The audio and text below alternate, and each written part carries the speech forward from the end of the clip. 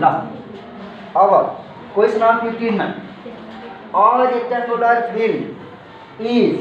16 meter long and 10 meter wide.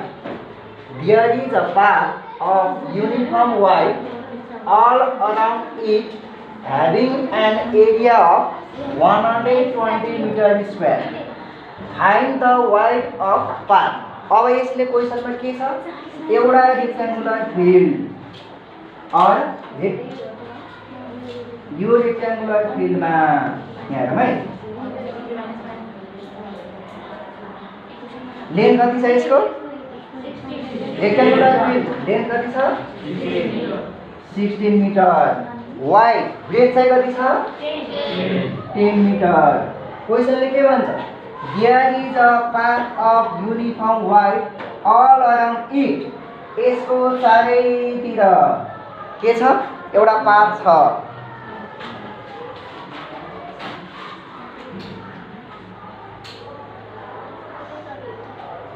ल एउटा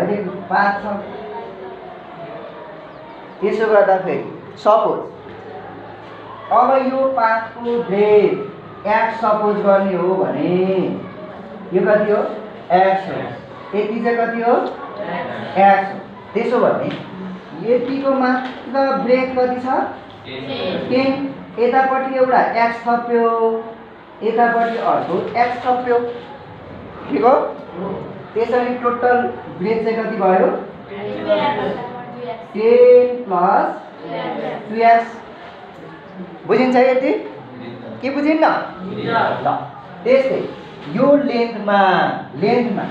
यतापट्टि कति थप्यो x, यतापट्टि कति थप्यो x, कतिवटा x थप्यो दुईटा x थप्यो। त्यसैले पहिला 16 छ, 16 प्लस कति भयो 2x भयो। अब यसमा ल solution let width of path equals to x, लेन्थलाई x मानौं, area of rectangular field. Area of rectangular field कसरी फाइन्ड आउट हुन्छ, कसरी फाइन्ड आउट गर्न सकिन्छ, l into l into b। यो रेक्टेंगुलर फिल्ड भनेको इनर पार्ट हो कि आउटर पार्ट हो, रेक्टेंगुलर फिल्ड भनेको इनर पार्ट हो कि आउटर पार्ट हो, इनर पार्ट हो। इनर पार्टमा लेन्थ कति छ 16 मिटर एन्ड ब्रेथ कति छ 10 मिटर, मल्टिपल गर्दा कति भयो 160 मिटर स्क्वायर। ल रेक्टेंगुलर फिल्डको मात्र एरिया आयो भाइ, यो रेक्टेंगुलर फिल्ड त यो हो नि त,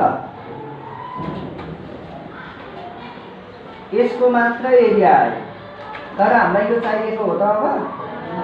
होइन। अब अगेन ल area of path, area of path भनेपछि यो सबै पऱ्यो नि त, यो पुरै एरिया अफ पाथ भनेको चाहिँ यो यति यो नन स्याडेड पार्ट हो नि त। अब यसको एरिया निकालौँ त, कसरी निकाल्न सकिन्छ त्यो, यसको मात्र यो नन स्याडेड पार्टको मात्र यतिको मात्र फर्मुला निकाल्नलाई, सरी क्याल्कुलेसन गरेर एरिया निकाल्नलाई के गर्नुपर्छ हामीले, यो सबै आउटर पार्टको एरिया फाइन्ड आउट गर्नु पर्यो। त्यो आउटर पार्टको एरिया भनेको इनर पार्टको एरिया पनि इन्क्लुड छ त्यसमा। त्यसो भने यो सबैको एरिया फाइन्ड आउट गर्ने र यो रेक्टेंगुलर फिल्डको एरिया के गर्ने माइनस गर्ने। त्यसो गरेपछि के आउँछ एरिया ओन्ली पाथ आउँछ, पाथको मात्र एरिया आउँछ। बुझिन्छ है? ल त्यसो भने area of path and rectangular field, त्यसो भने कसरी आयो त यो एल कति छ एल कति छ 16 प्लस 2x ब्रेथ कति छ 10 प्लस 2x छ बुझिन्छ यति ल त्यसो भने एरिया अफ ओन्ली पाथ अब यहाँ एरिया अफ ओन्ली पाथ चाहिँ कसरी आउँछ त यो चाहिँ टोटल एरिया यो चाहिँ के को एरिया रेक्टेंगल है फिल्ड को मात्र एरिया त्यसो भने यो टोटल एरियाबाट यसलाई सबट्र्याक्ट गर्ने आइहाल्यो बुझिन्छ है 16 plus 2x 10 plus 2x only path त्यही भएर यहाँ कति गरौँ माइनस 160 अनि यसको ओन्ली पाथको एरिया क्वेसनले कति दिएको छ ओन्ली पाथको एरिया कति छ 100 कति छ 120 अब यसलाई मल्टिपल गर्नु त 16 into 10 116 plus 16 multiple 2x 32x 10 into 2x 20x 4x square minus 160 हो ठीक हो ल 160 plus 160 minus cancel और सबैले एकैतिर लिएर आउँ त 4x square यो एड गर्नु त कति आयो 52x minus 120 यसलाई यता लगेको अनि अल्टरनेट गरेको के साटेको ल अब यसलाई कमन तान्नु त कति कमन आउँछ 4 कमन आउँछ हो 4 कमन आउँछ हो यो 4 कमन तानेको किनभने हामीलाई क्याल्कुलेसन गरेर फ्याक्टराइज गर्न सजिलो हुन्छ नि त सानो नम्बरमा यतिकै गरे नि पाइयो तर कमन तानेको खाली सानो नम्बरमा सजिलो हुन्छ नि त हामीलाई ल अब कति आउँछ यसमा x square plus 13x minus 30 = 0 बुझ्नुहुन्छ यति के बुझिन्न नबुझे सोधिहाल्ने है क्लियर छ ल म यसलाई यो फिगरलाई मेट है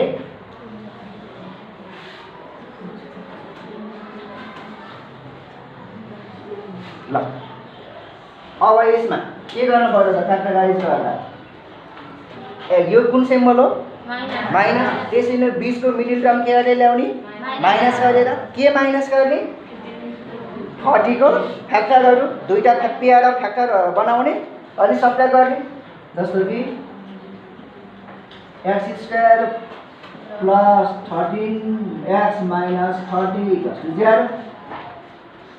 ठीक छ यति ल अब फ्याक्टराइज गर्नु त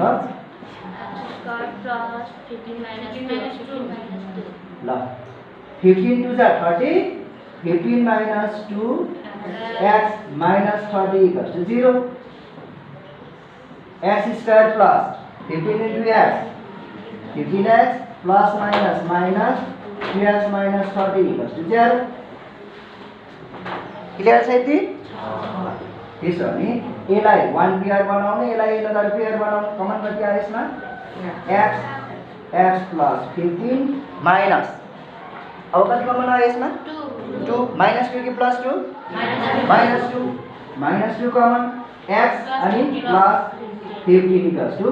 0 अब फेरि यहाँबाट कति कमन आयो x plus 15 x minus 2 = 0 त्यसो भने आइदर गर्नुस् त either x plus 15 = 0 x = minus 15 हामीलाई के फाइन्ड आउट गर्नुपर्ने हो wide of path wide length breadth money यिनीहरू माइनसमा आउँछ आउँदैन यहाँ केमा आयो त्यसो भने यो पोसिबल कि इम्पोसिबल ल इम्पोसिबल हो वाइड नेभर इन माइनस त्यसो भने or x minus 2 = 0 this implies x = 2 यो चाहिँ ट्रु भयो true hence wide of path के मानेको हामीले y को x त्यसो भने x इक्वल्स टु कति आयो 2 मिटर सकिन्छ यति कोही छ नसक्ने बुझिन्छ नि है ल okay thank you very much ल अब question a person bought a water tank of circular base having radius 1.5 meter and height 3.5 meter for the use of house. अब एकजना मान्छेले एउटा ट्याङ्की पानीको ट्याङ्की किनेर लिएर आयो पसलबाट भडासी प्रयोजनको लागि त्यसको बेस चाहिँ कस्तो छ सर्कुलर पार्ट छ यसको अर्थ यो ट्याङ्कीमा एउटा सर्कुलर बेस छ बेस बनाउ भयो ट्याङ्की छ त्यो ट्याङ्कीको रेडियस कति छ 1.5 छ यो रेडियस चाहिँ कति छ रे 1.05 मिटर छ यसमा हाइट कति छ 3.5 अब हाइट बनाउने यो हाइट छ कति छ यो हाइट 3.5 मिटर छ अब के भन्यो नि त्यसले क्वेसनले एउटा मान्छेले पानी ट्याङ्की किनेर लिएर आयो भरासी प्रयोजनको लागि त्यसको बेस सर्कुलर छ र रेडियस 1.05 मिटर छ र हाइट चाहिँ कति छ 3.5 मिटर छ क्लियर भयो नि यति अब इफ द अप्पर पार्ट भनेको यो माथिको भाग कस्तो छ सेमी स्फेरिकल अर्धगोला छ अरे माथिको भाग चाहिँ अर्धगोला छ यसको अर्थ यहाँ माथिल्लो पार्ट यो सर्कुलर पार्ट छ यो सर्कुलर अनि यो सर्कुलर नै छ यो इक्वल साइडको सर्कल हुन्छ यसमा फेरि इक्वल सेपको सर्कल हुन्छ अब यो माथि चाहिँ के छ रे सेमी स्फेरिकल पार्ट छ रे यसको माथिल्लो पार्ट चाहिँ त्यसो भने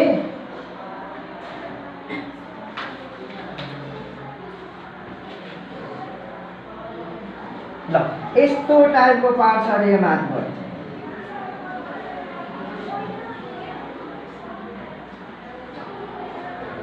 बुझ्नु भयो नि त त्यसो भने तपाईहरुले के बुझ्नु पर्यो त यो रेडियस 1.05 हो भन्नुको अर्थ यसको रेडियस यो माथिल्लो अप्पर पार्टको रेडियस नि कति हो 1.05 नै हो बुझ्नुहुन्छ नि है अब यो माथिल्लो पार्ट पनि कति हो यति 1.05 नै हो क्लियर छ है अब निकालौँ न यसले के भन्छ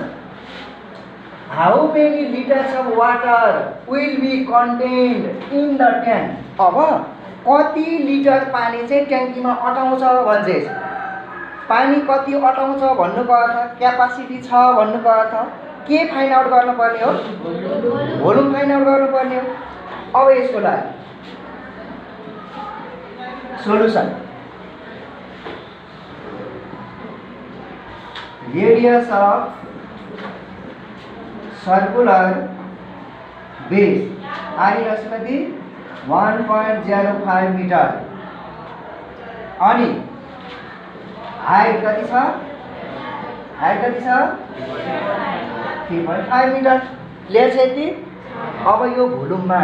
तपाईहरुले के गर्नु पर्यो भने डाइरेक्ट फर्मुला युज गरे नि पाइयो जस्तो कि यो हेमिस्फियर र सिलिन्डरको डाइरेक्ट फर्मुला छ नि त त्यो डाइरेक्ट फर्मुला युज गरे पनि भयो कोही बेला यदि कन्फ्युजन हुन्छ जस्तो लाग्छ भने यसरी गर्न पनि पाइयो जस्तो कि भोल्युम अफ सिलिन्ड्रिकल पार्ट यसलाई V1 मानौँ सिलिन्डरको भोल्युम कसरी आउँछ पाई आर स्क्वायर एच पाईको भ्यालु 22/7 राख्नु मल्टिपल यसमा अहिले पाई भनेपछि अहिले पाईको भ्यालु अहिले नराख्नु एकैचोटि एउटा मात्र भ्यालु राख्दा हुन्छ पछि पाई रेडियसको भ्यालु कति छ 1.05 स्क्वायर एच कति छ 3.5 मल्टिपल यसलाई स्क्वायर गरेर मल्टिपल गर्नु त कति आयो 1.05 स्क्वायर मल्टिपल 3.5 गर्नु त कति आयो 3.85 यो पाई अलरेडी छ पाई आयो बुझ्नुहुन्छ यति क्लियर छ अब अगेन अब के को भोल्युम फाइन्ड आउट गर्नु पर्यो सेमी स्फेरिकल पार्टको अर्थात् हेमिस्फियर भन्नु र सेमी स्फेरिकल भन्नु एउटै हो त्यसो भने volume of semi spherical part volume कसरी आउँछ 2/3 पाई आर क्यूब स्फियर को 4/3 पाई आर क्यूब हेमिस्फियर को अर्थात् सेमी स्फेरिकल पार्ट को चाहिँ 2/3 पाई आर क्यूब क्लियर छ है अब भ्यालु राखौँ 2/3 पाई को पाई अहिले पाइले नराखौँ राख्दा नि बिग्रिँदैन थियो अनि आको भ्यालु कति छ रेडियस 1.05 पावर क्यूब बुझ्नुहुन्छ यो यति क्लियर छ ल त्यसो भने 1.05 को क्यूब गर्नु त 1.05 को क्यूब मल्टिपल 2 1.05 को क्यूब मल्टिपल 2 गर्नुभयो कति आयो 2.31 हो अपन 3 पाई बुझ्नुहुन्छ यति क्लियर छ ल अब यो अब्जेक्ट चाहिँ मैले मेटेँ है त कि मेट्न परेन ल मैले यसमा यो पार्ट अब टोटल भोल्युम भनेको यो V1 र V2 एड गर्नु पर्यो त्यसो भयो total volume V = V1 + V2 यो दुईटैले एड गर्नु पर्यो कति आयो नि त V1 + V2 गर्दा 3.85 पाई प्लस 2.31 पाई अपन 3 बुझ्नुभयो यति दुईटैमा पाई छ पाई कमन तान्नु पाई कमन तानेपछि कति पर्छ 3.85 प्लस 2.31 अपन 3 पाईको भ्यालु राख्नु अब एक ठाउँमा राख्दा भयो नि त पाईको भ्यालु कति 22/7 अनि 3.85 प्लस 2.31 अपन 3 गर्नु त 2.31 अपन 3 0.77 अब क्यालकुलेटर हाल्नु त 0.77 प्लस 3.85 कति आयो मल्टिपल 22 गर्नु डिवाइड 7 पनि गर्नु 14.52 मिटर क्यूब आयो बुझ्नुहुन्छ यो भोल्युम अब त्यसो भने हामीलाई भोल्युम कति हो भनेको हो कि भोल्युम त कति हो त भन्यो तर क्वेशनले केमा भन्छ वाटर कति लिटर वाटर भनेछ नि त क्वेशनले अब हाम्रो अलरेडी रिलेसन छ 1 मिटर क्यूबमा कति लिटर पानी हुने 1000 लिटर पानी हुने त्यसो भने required water equals to कति भयो 14.52 मल्टिपल 1000 कति आयो त